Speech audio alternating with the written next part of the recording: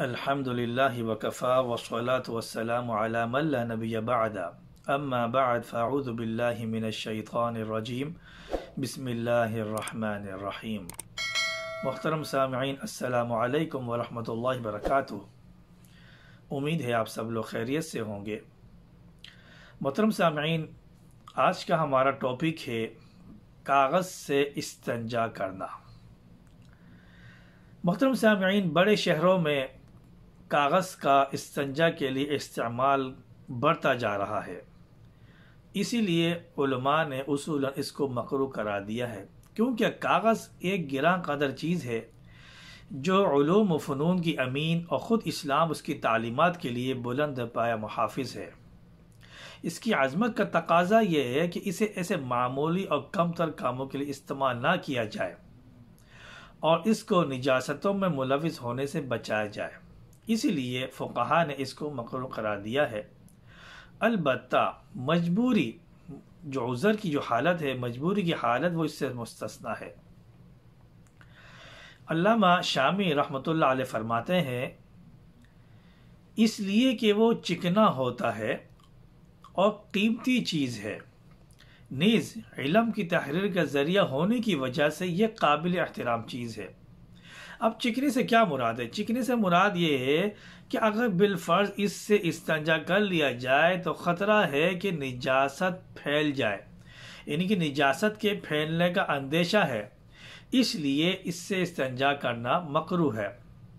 اور اس کی تائید فقہا کے ان اقوال سے بھی ہوتی ہے جو مطلق کاغذ کو اس مقصد کے لیے استعمال کو مکروہ قرار نہیں دیتے، البتہ اس کاغذ کو جس سے استعمال کیا جسے استنجا کے لیے استعمال کیا جائے اس کو مکروہ قرار دیتے ہیں۔ مطلب یہ کہ ایسے کاغذ سے استنجا کرنے کو منع کیا گیا ہے جس میں فقہ اور حدیث کی عبارتیں درج ہوں۔ ظاہر سی بات ہے کہ جس میں فقہ اور حدیث کی عبارتیں درج ہوں یا کوئی دینی احکامات ہوں یا دینی باتیں موجود ہوں تو بالاتفاق کوئی بھی استنجا نہیں کرے گا، بلکہ اس کو اگر اس کے علم میں یہ بات نہیں بھی ہے تو وہ پھر بھی اپنے عقل سے یہ فیصلہ کرے گا کہ نہیں، یا اس میں کچھ لکھا ہوا ہے، اس سے استنجا کرنا مناسب نہیں ہے۔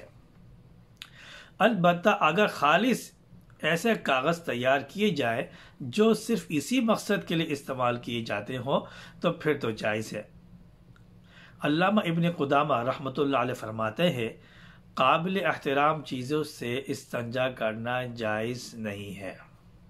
علامہ رافعی رحمۃ اللہ علیہ لکھتے ہیں، حرام اشیاء میں استنجا میں بھی ایسی چیزیں ہیں جن میں فقہ اور حدیث جیسی علم کی باتیں موجود ہوں۔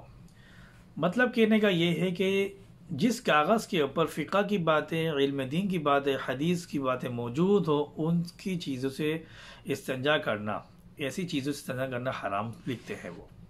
اور یہ نہ صرف فقہائے اسلام کا نظریہ ہے بلکہ عقل و دانش کے تقاضوں کے عین مطابق ہے، کیونکہ اگر انسان ناک صاف کرتا ہے تو اس کے لیے دامن کو استعمال نہیں کرے گا، کیونکہ اس کی نگاہ میں ان چیزوں کی عظمت ہے اور وہ دراصل اس کی شخصیت کا مظہر ہے۔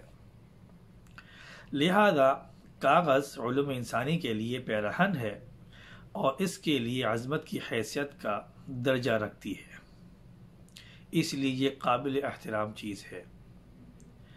ہاں، البتہ فقہا نے یہ لکھا ہے کہ اگر کاغذ صرف اسی مقصد کے لیے بنائے جاتے ہوں جو کہ اس قابل نہیں ہے کہ اس پر لکھا جا سکے تو اس کو استعمال کرنے میں کوئی حرج نہیں ہے۔ محترم سامعین، یہ مختصر سی گفتگو کاغذ سے استنجا کرنے سے متعلق جو آپ کے سامنے رکھی ہے، امید ہے آپ کو پسند آئی ہوگی اور انشاءاللہ اس کو صدقہ جاریہ کے طور پر بھی آپ اس کو شیئر کر سکتے ہیں، اس کو پھیلا سکتے ہیں، دین کی باتوں کو پھیلا سکتے ہیں۔ اللہ تبارک و تعالی ہم سب کو دین پر عمل کر لینے کی توفیق عطا فرمائے۔ وآخر دعوانا ان الحمد للہ رب العالمین۔